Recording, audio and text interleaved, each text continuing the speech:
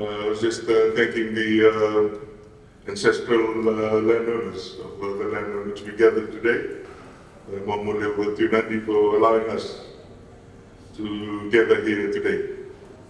And I have to say, being a very big proponent of regionalism in the Pacific, that it's an absolute honor and a pleasure to be here today. To the chair of Pacific Islands Investment Forum, the board members from the different superannuation funds and other funds present in the Pacific, captains of industry, ladies and gentlemen. Before I begin, you've probably heard from my career that I have worked across the Pacific, like the incoming chairman of the fund. So it does give us a very, I think, unique perspective on the opportunities that exist in the Pacific region. My job here today will be to just paint a picture about Fiji, hopefully not in a boastful way, but just to share some of the investment opportunities that exist in our country, some of the thinking that's happening behind what we want to do, and perhaps then rise it up a bit and then talk about how all of you, because you have the money, can create a more regional, a genuine regional economy. You will be seeing the big boys fight out in public forum, in publicly. And the tariffs are going backwards and forwards quite frantically at the moment in terms of counter tariff and tariff. And it then begs the question, where does it leave the Pacific? Or where does it leave the small guys? And so I think one of the takeouts for me is, let's look at doing things between ourselves first. Let's genuinely look at our respective economies, look at our comparative advantages and disadvantages or areas of opportunity, and then work together to create an economic powerhouse in the middle of the ocean. We certainly have the biggest ocean in the world, and therein perhaps lies an opportunity for us all. This gathering, of course, is more than just a gathering of Pacific Forum minds. We believe it is a bridge between vision and opportunity, a gateway to building a resilient, inclusive, and prosperous economy across the Pacific, or the Blue Pacific. And it is quite visionary in a way, and timely, given what's happening across the globe, as I had mentioned. And I'd like to congratulate the organizers for your foresight and vision in creating this wonderful platform. Today, as we reflect on the investment environment, the challenges and opportunities in our respective countries, I will take you on a little journey just to explain what is happening in our beloved country of Fiji, but more importantly, what we believe in Fiji is the way forward, certainly from our perspective. As we all know, Fiji has been long well documented as an aspirational regional hub for the Pacific. Because of our geographic position, we overlay that with our wonderful national carrier and other things that are happening or have happened in Fiji. We do have an opportunity to create a hub. But I'd like to make a very important point from the get-go, and this is something I've already shared quite publicly, particularly amongst my colleagues at the trade level. For Fiji, success is only worthwhile or great if all the other countries in the Pacific benefit as a result. Hence my point about let's seriously look at developing more regional economy between us. I remember the philosophy, a rising tide raises all boats. And my view is if Fiji is able to leverage some of the opportunities that it has, I'm convinced that if we all work together, particularly those of you who control the super funds of all our workers in this room and the other institutional investors, we can really rise together. I'll give you two examples. Just when we got into government, I got a call from the Trade Commissioner in the US saying Google wanted to come and have a conversation with Fiji. I said to him, get on the next plane to Fiji with Google. They were here in less than a week, had a conversation, and they realized in that conversation that there was an opportunity to open up the whole Pacific in terms of resilience in technology, given what they were doing. So the initial plan was to just run cables from the west coast into Fiji, down to Australia, run a cable from Fiji to Tahiti onward to South America, and then run another cable from Fiji to Guam and then Southeast Asia. Once we had that conversation, then it dawned on them, this is an opportunity to light up the whole Pacific. So by the time when they met the Prime Minister, which was two weeks after that, they presented a very comprehensive plan on how, through Google's investment, the whole Pacific can benefit.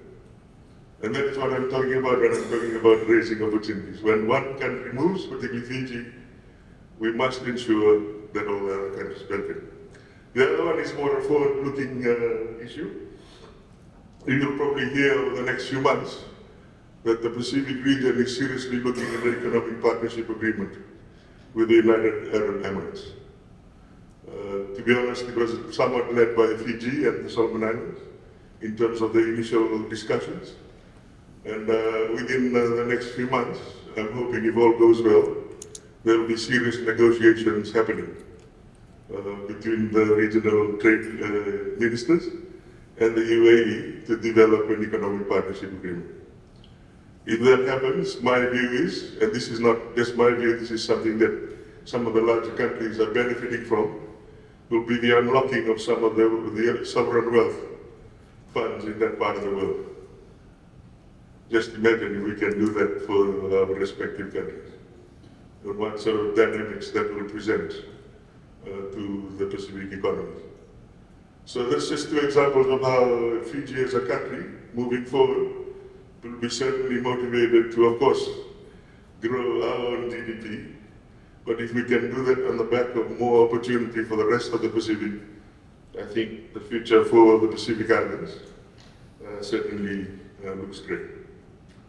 In terms of the Fiji landscape, just allow me to just paint a little picture on the Fiji landscape and perhaps present some opportunities for those of you highly liquid super funds that are looking for places to park some of your hard-earned money or idle cash.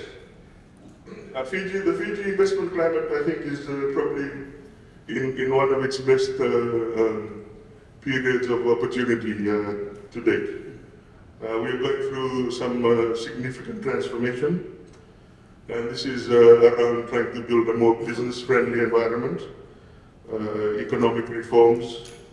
We're also looking at streamlining business regulatory processes, and we feel that with the right policy framework, if you talk to Kamal, he'll tell you that our investment pipeline is about 6 billion. I'm kind of seeing if we do some smart things over the next 6 months, it'll probably go to 12 with opportunity. And that is the type of investments that we're seeing, not only just tourism traditionally, but in other sectors around Fiji.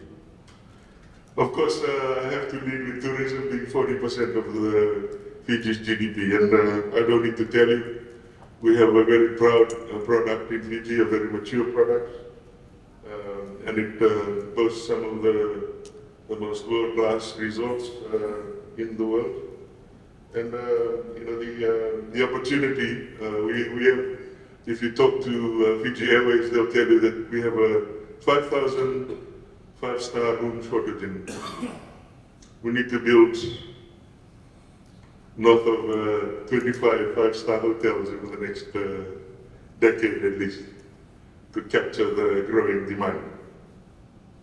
Is that a pipe dream? I say no, based on what we see. We already have 2 hotels already building now. One by BSP Life called Vatutale, probably passed it on your way here. There's another happening in Naisoso, Blue Radisson Blue. There's another 3, hopefully, that we can mobilize this year. And then overlaid with that, with some of the large tracts of land that are identified as tourism properties, there's a bit of master planning in going in to see how we can unlock some of the opportunities in some of those larger areas. Of course, it goes without saying that with tourism comes the service industry and all the small and medium enterprise that comes with it. And so that's another big motivating factor for trying to drive that part of the economy. And I'm very confident that over the next few years, there'll be a major step up in investment opportunity in the tourism sector. If you want to know about the returns in that sector, talk to FNPF and VSP Life, and they'll quietly tell you the types of returns that are happening at the moment in tourism in Fiji. Renewable energy. Those of you who were probably watching the press last week would have seen an announcement by the chairman of EFL saying that they're about to ramp up renewable energy or transition Fiji genuinely to renewable energy. Right now, our renewable energy envelope is about 50%. We believe we can get to 90% by 2030 or 2040. What they've done is they've announced 160 megawatt supply. 50% of that they'll carry themselves. The other 50% will be carried by independent power producers and private sector. So another area of potential investment. I'm told the returns are good. You'll have to do your own due diligence. But certainly there are also incentives in that area that you can look at, particularly if you want to build out the renewable energy space.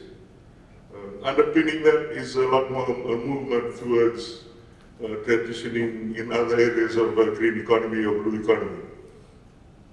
For example, within the next 6 months, you will see a major recycling plant, plastics and tires in Fiji being announced, and possibly some other renewable initiatives after that in terms of the cyclical economy. And if that's done, as we all know in the Pacific, we are viewed as pristine countries, but if we overlay our country with some of these fundamental transitionary policies or strategies, our premium as a destination, particularly for us in tourism, will go up quite significantly. And so, that's another area. We're really keen to move on green energy and the blue economy, because we think it will future-proof the Pacific as well. From particularly the prices of fuel. We do spend quite a bit of fuel, so I don't need to tell you that any efforts in that renewable space will mean more foreign reserves retained in the country, which will help the overall growth of the Fijian economy. Another area that this relates to all of us is aquaculture and agriculture. I think we all can agree in this room that the type of produce that I always tell everybody, the best watermelon I've tasted is in Tonga. We have some of the best produce in the world, but we have not been able to develop it at commercial scale to share it with the rest of the world. Is it possible? I tell you, in my view, it's possible. Why? Look at the Fiji water model. We target the premium market. We don't look at the commodities. And so what we've done in Fiji is we've developed in our ministry, we do have a task force called the Commercial Agriculture, Aquaculture, Forestry and Horticulture Task Force that funnels all private sector opportunity, and then we try and pair them up with the people on the ground. Now we've had Fiji Water pass through that task force, They are now on the ground looking seriously at commercial agriculture for Fiji. There's two other big entities, one's out of Papua New Guinea, that's looking at commercial agriculture in Fiji. And the idea is to try and really bring some of these perceptions or theories to reality. That's some of the things that we're developing. And more importantly, I'd share something that's probably not apparent to a lot, is what this government is trying to do is pair this up with smallholder farming.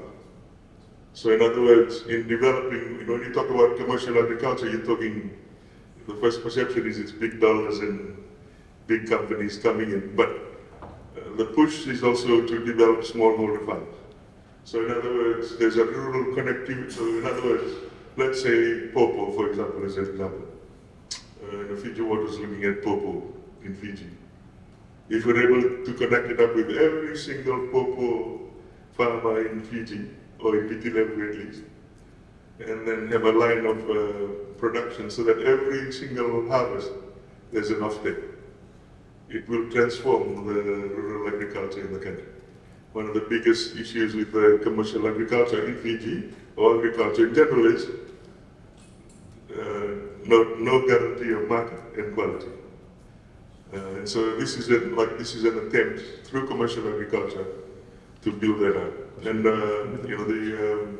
I've been actively engaging the super funds in this area, and hopefully some of them will really step up and take these opportunities. Because I think in order to transform the Pacific economies, we need to seriously look at these kind of initiatives. And there'll be, I'm sure, if the things are done well, the governance is good, I'm sure we can influence some of the other super funds around the country, or even come and invest in commercial agriculture in your country. I thought I'd just talk a bit about commercial aquaculture because it's a big area. It's $1 trillion industry globally. And then again, the Pacific has the best fish anywhere in the world. A lot of us have traveled around the world, but nothing can beat the Pacific offering. And but we haven't been able to commercialize it. I'm glad to say that over the last 6 months, I can see the ingredients in Fiji to build a genuine aquaculture industry. And by that I mean we already have scientists, local Fijian scientists, on the ground already breeding prawns particularly. They tell me they can do vegetable, they can do nunga, for those of you who know nunga. So we have the expertise on the ground. So it's just a matter now of pairing that up with the economic dimensions of equity, capital, governance frameworks, and hopefully some of the bigger boys can have a look, and we can sort of scale things up from there. I'm convinced that Fiji will have a prawn industry over the next 5 years. And forget about export. Import of prawns is 21 million Fijian dollars. So these are the types of opportunities that we're looking at. And as these build out, I think there's an opportunity in there, particularly for the super funds to get a bit more active in that area. A lot of ambitious other activities going on. We're now currently trying to do proper legislation for the kava bill. Kava is of course a growing commodity across the globe. Up till probably Trump's tariffs, there was apparently 2 kava bars a week being opened on the West Coast. There's 450 of them right now. Maybe we'll probably reduce a little bit because the kava from Fiji is going to have a 32% tariff on it. But that is an area that we're looking at. It is, in my view, a potential $1 billion industry for the Pacific. And for those of you, particularly the super funds, have a good look at kava. Don't just look at it as something we drink and have a good laugh around the tano. It is a serious commodity. And with the right capital in your countries, it can really explode. Fiji had a proud cocoa industry at one stage. I was looking at the stats at the forum last year. Samoa is producing 500 tons of cocoa right now for a certain chocolate manufacturer in New Zealand. Fiji used to have 500 tons of coffee in the 1980s. 500 tons. So, again, you would have seen the Minister of Agriculture talk about cocoa and coffee, and we sort of certainly have investors already in country starting to look at opportunities in two of these areas. Why are those commodities of interest? The price of coffee and cocoa at the moment is at historical highs. And so trying to muscle in on the action, and we'll see how we go from there. In terms of storage, one of the most significant areas of development, I think, in Fiji, and I think I've touched on it briefly in the very beginning, is our ambitions to become more and more of an ICT technology hub in the Pacific. And of course, it goes without, it's not a secret that with Google's investment into Fiji, we will have massive redundancy capability in the country. Google's own estimates believe that by 2030, we would have generated about just under 4,000 additional jobs in the ICT technology space, contributing up to around 600 million Fijian dollars to the bottom line, which is the GDP in government terms. So there is a lot of in a sort of focus at the moment going in terms of how do we unlock that opportunity for Fiji and then bring in the regional Pacific economies as well. Potentially just thinking out loud, Fiji's got a wonderful BPO sector in Fiji right now. It's been growing. It's now around 8,000 strong in terms of employees. We want to grow it to around about 25,000 employees by 2030, 2040. And it's now very possible because of the Google investment. So there's a lot of work going in. We just launched a digital strategy for the country last week. And that digital strategy creates a bit of a roadmap on how the government of Fiji can start rolling out its ambitions in ICT.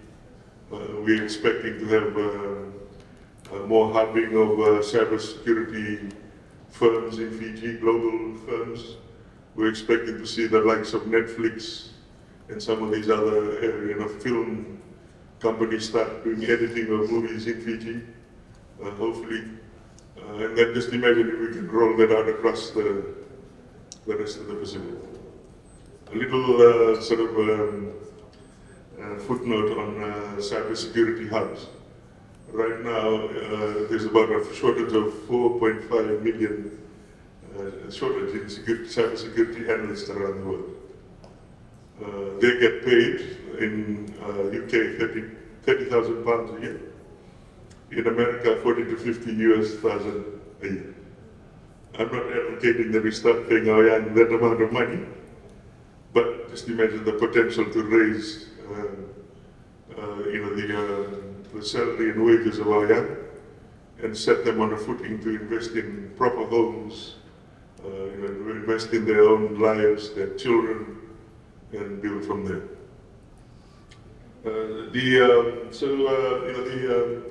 There's a lot of work going on, as I said.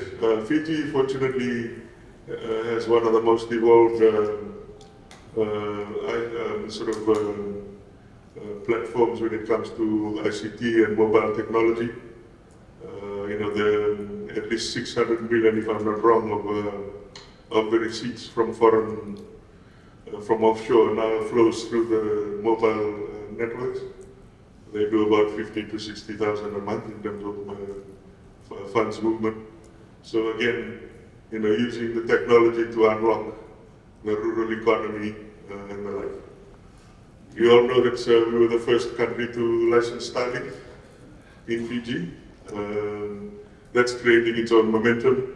We now have more people looking at serious hotel development, particularly in the far-flung areas. It's creating a bit more activity in terms of commerce for maritime islands.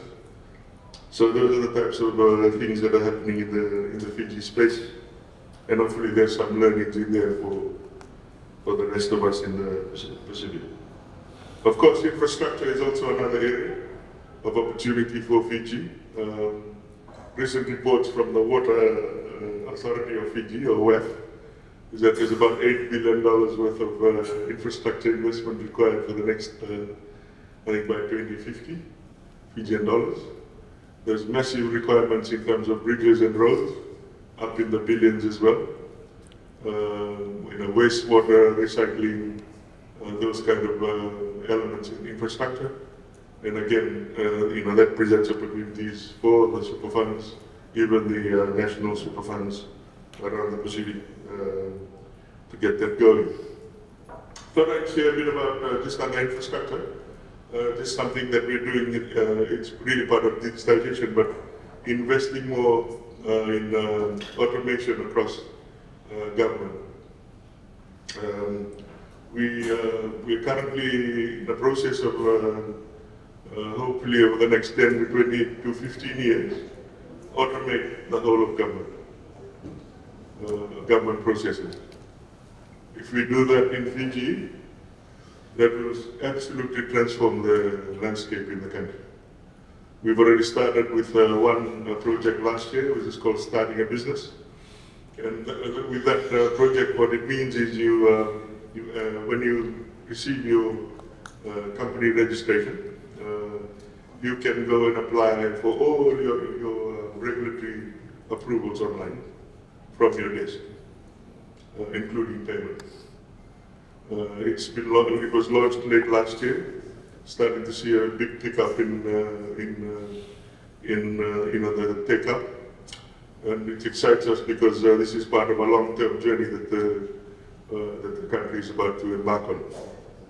Also, this year we're doing what's called it's a building permit approval process. As all of you know, being developers in your own countries, building permit approvals or construction or development in general is at best a very laborious and challenging exercise. If you talk of it in the Fijian context, building permit approvals can take up to 2+ years to get done. What we are planning to do, and the work's already started, is to automate that whole process. So 16 agencies that are required in this approval process will pick up one set of documents, concurrently process the documents, and submit approvals, and as the applicant you can see the whole process go through. If that happens, you transform your investment plan. Some of the gestation in investment that happens, investment will go faster. We're hoping to bring that timeline from 2 years down to about 6 months, and then push harder from there. So these are the kind of things that are happening in that space. And of course, it goes without saying that we are very excited with what we're doing, and we believe that there are big dividends awaiting Fiji in terms of efficiency, transparency, speed, if we actually continue on the digital transformation journey. Just a little bit of an aside, this is a salute to regionalism. Fiji, as part of our automation of government processes, we are looking at a new immigration process system. And in our inquiries, we were told that Samoa and PNG already have pretty good immigration systems.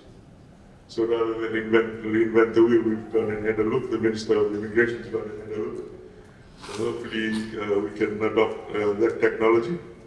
What does it mean? It means that all the countries around the Pacific can potentially have one immigration system. The cost of the maintenance of those systems hopefully can come down. So it's just a little attempt at regionalism as we move along. In terms of, like I said, I think ultimately for those of you in the room today, and certainly for Fiji, one area that we are keen to develop is the indigenous economy. I think the only, when I've moved around the Pacific, for a country like Fiji with 90% of its land ownership in the hands of the resource owners, you hardly see any businesses in town that are indigenous owned. And then that in itself is a $1 billion opportunity for Fiji. And we're working hard quietly to develop some of the fundamental requirements and working closely with institutional investors and also government. And I think, as we develop, one of the key measures of success for Fiji certainly is how we transition the Tauke economy to become quite a large component of the overall GDP in Fiji. If we can hit 10% over the next 15 years, that'll be a wonderful achievement, and then we can keep going from there. And of course, we don't have to look far. The Maori model is there as a shining example of what can be done. And certainly, as a government, we are sort of looking at ways to unlock that opportunity. In a more broader regional sense, and I touched this when I started at the very beginning, I thought I'd just end in terms of just talking a bit more about regional opportunities and some of the practical things that are being done to try and make this a reality, so that we don't keep talking in theory, we actually get some stuff done as we like to do in the private sector. Right now there's a discussion going on a joint stock exchange between PNG and Fiji, which will hopefully evolve into a Pacific stock exchange. We believe that if you talk to the experts, they tell us that there are some significant opportunities in there. If you look at some of the idle cash that sits on your very respective balance sheets, some of it can be parked into that kind of sort of environment. There are active discussions going on at the moment between the stock exchanges of Fiji and Papua New Guinea. And hopefully over the next few months, of course we need to get a regulatory approval. Hopefully that can come to fruition and be one of the steps we start taking towards developing sort of a more regional economy. And of course look forward to the super funds to participate in the stock exchange. I've been talking as I'm like to our super fund about sort of a catalytic fund. And it's something perhaps we can probably think about in terms of not only Fiji but regionally, to target particular areas of opportunity. And I mentioned in the Fiji context about commercial aquaculture and agriculture. If we are able, as a super funds, to start thinking about a catalytic fund, and we look at areas of opportunity, you go in and invest, you will shift the dial significantly in your respective countries. The biggest example for me, which is a proof of concept, is in the 80s, FNPF did not invest in hotels. And some of us back then started making noises about hotel investment. Eventually, they did start investing in hotels. What did it do to the Fijian economy? It's now 40% of GDP. And our super fund holds some of the largest parts of that economy, including this property here. So that is the type of thing that I talk about when I talk about catalytic funds. And if the super funds of the Pacific can start seriously looking at that in your own country, but more as a regional opportunity, I think there'll be a lot in there. And you have to, I can't resist, but the Vodafone PNG opportunity for Fiji. That is another example of how regional capital can move. It's reduced the cost of communications in Papua New Guinea quite significantly. and the penetration is still only 30% of the population. And so there's a massive opportunities there. So in the region, it clearly shows that there's already opportunities there. Some of the other things that we're working on that I'm at an aspirational level is the long question or the age-old question about why doesn't the Pacific create its own tuna industry? We own the stock.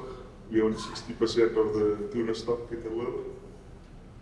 Yet we merely scratch the surface in terms of its benefit. So there's an active discussion happening at the moment in terms of how that can be mobilized. Keep watching the economic partnership agreement with the UAE. That's linked very closely to the tuna industry conversation. And so there is an opportunity to look at tuna, but as we evolve, even aquaculture generally, the non-tuna sector, crabs, lobsters, prawns, whatever. We have some of the best tasting stuff, but we can't seem to mobilize it at a national level or to a global level, at the premium market. So one of the reasons why I was so thankful to come to this forum was just to paint you a picture about the Fijian economy. We are growing at over 3% at the moment, which is better than the national average. So from my perspective and the Minister of Finance, we need to be growing at 5%, as we do have a big debt to GDP challenge. So if we start growing consistently at 5%, at least over 10 years, that changes the gun. And again, I say, with all sincerity, it is possible. From what I'm seeing in terms of pipeline, in terms of policy development, it will happen. It'll just be a matter of time. Sure, the global economy is slowing down, so it'll have an impact on tourism, but it'll come back. And the countries that are ready and keep on building and positioning will bear the fruits of their labor. I hope I haven't bored you to death, but I hope I've just painted a brief picture on where Fiji is headed. I personally believe that there's some major, very promising opportunities ahead for Fiji, but more importantly, as I said from the get-go, there's opportunities in there for the rest of us in the Pacific. Because it is very important, certainly for me, that as the Fijian economy develops, the whole of the Pacific develops as part of it. And there's a lot we can learn from each other. You just have to look at the cocoa development in Samoa to tell you that there's a lot that Fiji can learn from them. So as we look to the future, I'd like to urge all of you, all the partners here today, the investors, and of course, you are all regional leaders, to see Fiji as a destination for investment, but more importantly, the Pacific. And as a launchpad to develop more regional economy so that we can all benefit together. I challenge you all to look deeper into the various partnerships that you have across the region. Look at the incentives that are offered across the region and seize the opportunities. Let's work together to create a dynamic Pacific economy that is more resilient, integrated, and more prosperous. And it goes without saying that Fiji, as your brother or sister in the Pacific, is ready to work with you. And not on its own, but alongside all of you, to try and develop some of these major opportunities together. For Fiji, our vision is for economic growth that's rooted in collaboration, innovation, and sustainability. And I sincerely believe with your partnership, we can transform all our opportunities into real jobs and things that matter, and also our dreams into realities. I hope my brief talk to you today has been useful and informative. There's a lot more I could have shared, but I've sort of limited it because of the time. But quite happy to engage beyond this. You have colleagues from the super fund in the institutional Fiji investment area here. But I look forward to seeing more regional cooperation, collaboration and opportunity, because I sincerely believe that the time is now to work together more, given what's happening on the global economy, but ensure that all countries in the Pacific succeed in this new way of doing things around the world. So again, thank you for your attention. It's been an honor and opportunity to talk to you all here today. I hope what I've shared is informative. And like I said, it goes without saying, Fiji is open for business with all of you. And look forward to hearing some opportunities to work together in the future. Thank you.